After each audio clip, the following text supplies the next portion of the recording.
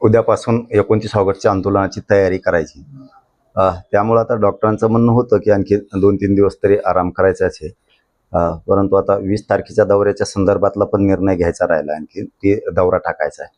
त्यामुळे मी आजच आता 6 वाजता डिस्चार्ज घेतोय. डॉक्टरांना बोललो की आता सुट्टी द्या. दुखलंच, तब्येत खराब झाली तर मी पुन्हा माघारी येईल. परंतु आता तिथं पार्किंगच्या संदर्भात आंतरवलीतले ग्राउंड बघायचे, अनेक विषय तिथं पाण्याच्या टँकरपासूनच्या सगळ्या व्यवस्था करायच्या. कारण आंतरवलीत या राज्यातला कानाकोपऱ्यातला मराठा समाज आंतरवलीत येणार आहे. मराठा समाज जागा झाला आहे. मराठा समाजाला अन्यायाची चीड प्रचंड झाली की इथं या राज्यात मराठ्यांवरतीच अन्याय केला जातो. जाणून बुजून प्रमाणपत्र दिली जात नाहीत, आरक्षण दिलं जात नाही. त्यामुळे खूप मोठा उठाव निर्णायक आंदोलनात 29 ऑगस्टला होतोय. त्यामुळे तयारी सुद्धा ती करायला लागते. म्हणून मी आता डिस्चार्ज त्यासाठीच घेतोय. मराठा समाजात सुद्धा माझं आव्हान आहे की राज्यातल्या कानाकोपऱ्यातल्या मराठ्यांनी या शेवटच्या निर्णायक मराठा समाजाच्या आंदोलनात सगळ्यांनी सहभागी होऊन आंतरवालीला आपण आंदोलनाला भेट द्या. कारण आपण कधी काळी आंदोलनात सगळे आलेला, जे आलेले नसतील त्यांच्यासाठी विशेष आहे की त्यांनी आंदोलनात सहभागी व्हा. जे आत्तापर्यंत सहभागी झाले त्यांनी पण, आणि जे आत्तापर्यंत सहभागी झाले नाहीत त्यांनी पण या आंदोलनात सहभागी व्हा. कारण कधी काळी आपण मराठा समाजाचे आहेत. कधी काळी जर आपल्या नातवानं पंतूनं कधी जर विचारलं तर या आंदोलनात आमचे सुद्धा आजोबा पणजोबा होते, असं आपल्या नातवाला पंतूला गर्व वाटला पाहिजे की आपण या लढाईत, मराठ्यांच्या निर्णायक लढाईत होतो, साक्षीदार होतो. म्हणून नोकरदार वर्ग मराठा असेल किंवा व्यावसायिक असेल, उद्योगिक असेल, कुणी खाजगी नोकऱ्यात असतील, शेती व्यवसायात, जेवढा मराठा समाज आहे सगळ्या मराठा समाजानं या 29 ऑगस्टच्या लढ्यात सहभागी व्हा. आणि तसे परिणाम पण दिसायला लागले आता. कारण मुंबई पुण्यासारख्या ठिकाणी मराठा समाज प्रचंड गेलेला आहे. कुणी नोकऱ्यासाठी, कुणी व्यवसाय करण्यासाठी, तर खाजगी कंपनीत येत. या सगळ्या लोकांनी आता रजा टाकायला पण सुरुवात केल्यात की 29 ऑगस्टला आम्ही आंदोलनात सहभागी होणार आहेत म्हणून. मी सुद्धा आता राहिलेला मराठवाडा, विदर्भातला दौरा करतोय. परंतु मायबाप समाजाला माझं एक आठवणीनं एक विषय सांगणं आहे की जर कदाचित तब्येत बरी नाहीच राहिली आणि जर माझ्याकडून दौऱ्यात येणं झालंच नाही तर ही मराठा समाजाचे आंदोलनाची जबाबदारी घराघरातल्या मराठा समाजाच्या खांद्यावरती. तुम्हीच आपण आपल्या गावात फिरा, तुम्हीच आपण आपल्या तालुक्यात, शहरात फिरा आणि मराठा समाजाला घरोघरी जाऊन सांगा की 29 ऑगस्टच्या आंदोलनाच्या लढ्यात आपण सहभागी व्हा.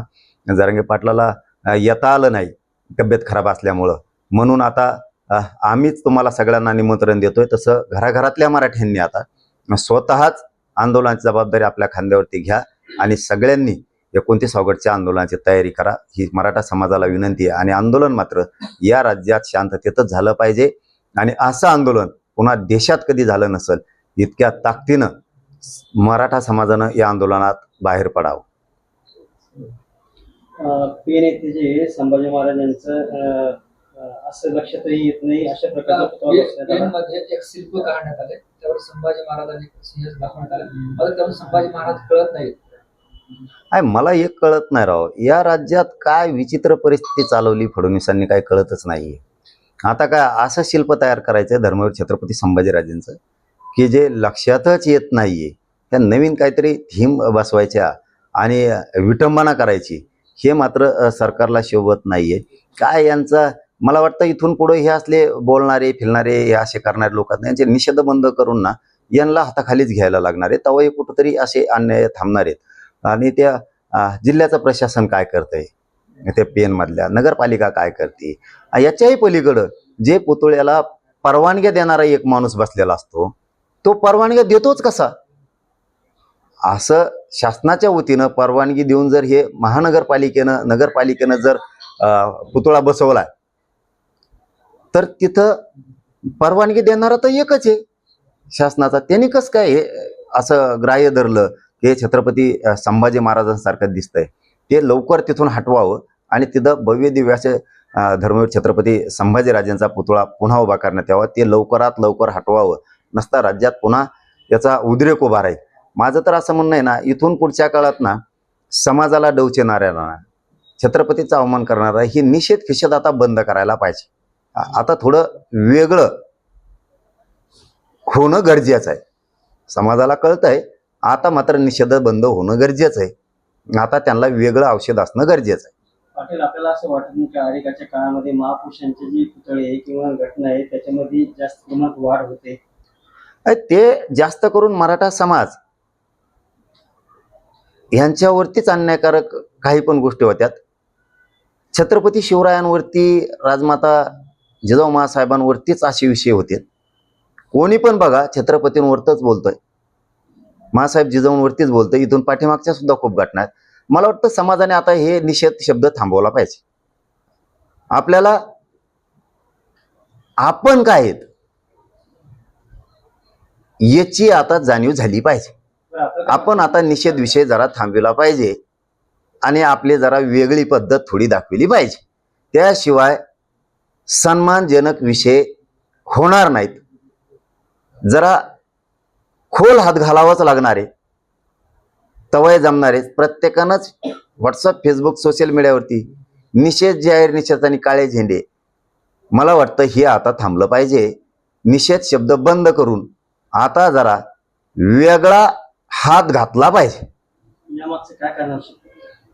यांना मराठा समाजाचा अवमान करायचा, यांना प्रचंड द्वेष आहे. मराठा समाजाचा, छत्रपतींचा, महापुरुषांचा प्रचंड द्वेष आहे यांना फक्त मतापुरतं हे छत्रपतींचं नाव घेतायत, मराठा समाजाचं नाव घेतायत, पण याच्या आडून मराठा समाज संपवण्याचा प्रयत्न करतायत आणि आमचे असणारे राजे महाराजे यांना कमी लेखवण्याचं काम करतायत.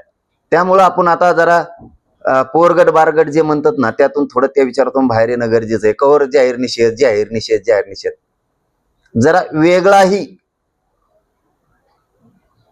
हात जोडणं गरजेचे. ते वेगळे हात आता जोडले पाहिजेत. अभी जिस तरीके से कल एग्जाम को लेके आंदोलन हुआ है, हाई कोर्ट की जो लिपिक स्तर की जो परीक्षा थी उसमें कुछ गोंधल हुआ था, और साथ ही साथ जो एजुकेशन सिस्टम है उस पर भी सवाल उठाए जा रहे हैं, खासतौर पे जिला परिषद के स्कूल, सरकारी स्कूलों. आपकी क्या राय है इसके बारे में? याला सगळा द्वेष हे सरकारचा दोष आहे. हे जाणीवपूर्वक विद्यार्थी, या देशाचं भविष्य आणि विद्यार्थी टार्गेट केला जातो जाणून बुजून. यांनी शिक्षण विभाग म्हणजे इन्कम सोर्स समजेला आहे. यांना लेकरं किती अभ्यास करतात आणि त्यांच्या आयुष्याचं किती वाटोळं याच्याशी नाही देणं घेणं. आपल्याला याच्यातून मिळकत काय होणार आहे याच्यावरती सगळा खेळ चाललाय. आणि हे फडणवीसांचं सरकार आहे, ह्याच्यात हे जाणून बुजून होतंय. बघा, बारीक विचार करून बघा. फडणवीसांना जर संकेत कळत असतील आणि ते मुरब्बी राजकारणी असतील तर ज्या न्याय मंदिराच्या जीवावरती, म्हणजे न्यायाधीशांच्या जीवावरती हे देश चालतो, न्यायासाठी त्यांना सुद्धा थांबवलं जात आहे. न्यायाधीशांना सुद्धा. विद्यार्थ्यांची चीड त्यांनी न्यायाधीशासमोर वेदना व्यक्त केली. शेवटी न्यायाधीशांना न्याय द्यावा लागला रस्त्यावर उभा राहून. सरकार नाही देऊ शकलं. संकेत जर कळत असतील तर लोक कोणत्या टोकाला चाललेत. मग इथं शेतकरी सुखी नाही, त्याच्यात प्रचंड चीड आहे सरकारविषयी. दलित मुस्लिमात प्रचंड चीड आहे, धनगरात प्रचंड चीड आहे, मायक्रो ओबीसी तिथं प्रचंड चीड आहे, इथं बंजारा समाजात प्रचंड चीड आहे. आदिवासी समाजाला 70 वर्षात आणखी सुख काय गोष्ट ही माहित नाही, इथं प्रचंड चीड आहे. इथं नोकरदार वर्गात प्रचंड चीड आहे. कोणाचे पगार आहेत तर कोणाचे नाहीत, कोणाच्या शाळा चालू आहेत तर कोणाच्या बंद केल्यात. व्यवसाय किती सुखी नाहीये, कोणाचे व्यवसाय सुरू आहेत तर कोणाचे बंद केलेत, कोणाचे इड्या मागं लावल्यात तर कोणाच्या शिबिया मागं लावल्यात. इथं ना व्यावसायिक सुखी आहे, ना एसटी ड्रायव्हर सुखी आहे, ना कंडक्टर सुखी आहे, ना इथला कर्मचारी डॉक्टर सुखी आहे, ना नर्स सुखी आहे, ना इथं खाजगी कंपनीत काम करणारे सुखी आहेत, ना सरकारी नोकरदारांना सुखी आहेत. इथं कोणी सुखी नाहीये. ना इथं शेतीमालाला भाव आहे, ना इथं कर्जमाफी केली जाते. इथं प्रचंड चीड आहे. त्यामुळं आता लोक न्यायाधीशांपर्यंत चाललेत. वेदना मांडायची कुठं? त्या लेकरांनी वेदना विद्यार्थ्यांनी न्यायाधीशांसमोर मांडली. 1.5 घंटा न्यायाधीशांना तिथं थांबावं लागलं. मग सरकार न्यायाधीशांपेक्षा मोठं झालं का आता? काय मगरुरी न्यायाधीश प्रश्न सोडतील चालेल, पण आम्ही नाही सोडणार. ही सरकारची मगरुरी. यांचा माज 29 ऑगस्टला उतरायचा. यांना सोडायचं नाही आता. यांच्या डोक्यातली मस्ती 100% आता बाहेर काढायची. इतका माज आणि इतका अन्याय मराठा समाजावर सुद्धा. अरे आमचे प्रमाणपत्र असून आमचे रद्द केले जातात. मराठ्यांना माझी विनंती आहे बाबा, अन्यायाची जाणीव करायचं शिका. पक्षाला नेत्याला नको बाप मानायचं, जातीला बाप मानू, आपल्या समाजाला बाप मानू. अन्याय होणार असेल ना, उठाव झालाच पाहिजे. कामं रोज असतील, नोकऱ्या रोज येत, व्यवसाय रोज येत. बंद. आधी जातीच्या प्रतिष्ठेचा विषय उभा राहिलाय. आधी जातीचा प्रतिष्ठा कडीला न्यायची, मग बाकीचे काम. हा, आधी जे म्हणलं जातं ना, आधी मुंबई जामन मग काम.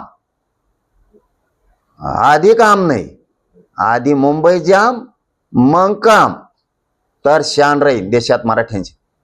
आरक्षण मिळत राहील, पण प्रतिष्ठेला धक्का लागला तर सोडायचा नाही. मराठ्यांनी स्वतःची लढाई स्वतः हातात घ्या. मी दौऱ्यात येईल नाही येईल, माझा मराठवाडा खवळून उठलेला आहे, माझा विदर्भ खवळून उठलेला आहे, माझा पश्चिम महाराष्ट्र खवळून उठला आहे, खानदेश कोकण खवळून उठलाय. अरे मुंबईतल्या पुण्यातल्या मराठ्यांच्या पोरांनी रजा दिल्यात नोकऱ्याला, त्या कार्यक्रमाला, व्यवसायवाले सुद्धा. मराठ्यांनी खरबडून जागावं लेकरा बाळाच्या कल्याणासाठी. मी येईल दौऱ्यात, नाही तर नाही येईल. तब्येत बरी राहील ती, नाही आलो तर खांद्यावर जबाबदारी तुमच्या. 29 ऑगस्टच्या आंदोलनात घराघरात मराठ्यांनी जायचं, झोपायचं नाही. शेवटची संधी आहे. संधी फंदी नाही आता. आता सगळ्या मागण्याची अंमलबजावणी जागेवर टोकडा पाहिजे मला. मी सोडत नाही यांना. 3 वर्ष झाले यांना वेळ दिलाय. फक्त माझ्या मराठ्यांना सांगतो, आता मात्र सगळ्यांनी उठाव प्रचंड मोठा करायचा आहे, पण शांततेत. अगर सरकार का डेलीगेशन आपके पास आता है महाराष्ट्र शासन का, बार बार आपको समझाने के लिए, आप जब अनशन पे बैठेंगे उस समय, तो क्या चीजें आप जैसा बोल रहे वैसी रहेंगी या मान जाएंगे? अंमलबजावण्या सगळ्या विषयांच्या झाल्याशिवाय उठत नाही कोणी, यायचं पण नाही. यायचं तर अंमलबजावणी करण्यासाठीच यायचं. आता हे निर्णायक आंदोलन आहे. इथं सगळ्या विषयांची अंमलबजावणी रिझल्ट जागेवर पाहिजे, कृती पाहिजे. उद्या परदिशी 5 मिनिटं, 3 मिनिटं, 1 मिनिटं बी नाही, 3 वर्ष वेळ दिला. विषय आता ह्यो पूर्ण संपलेला आहे. इथं आता हे निर्णायक आंदोलन आहे. म्हणून मराठ्यांनी या आंदोलनाचं साक्षीदार व्हा, एवढंच माझं म्हणणं आहे. तुम्हाला आयुष्यभर तुम्ही पाठ थोपटून घेताल की या आंदोलनाचे साक्षीदार आम्ही होतो. कुणीच कुणाची वाट बघू नका. मी दौऱ्यात नाही आलो तर माझी वाट बघू नका.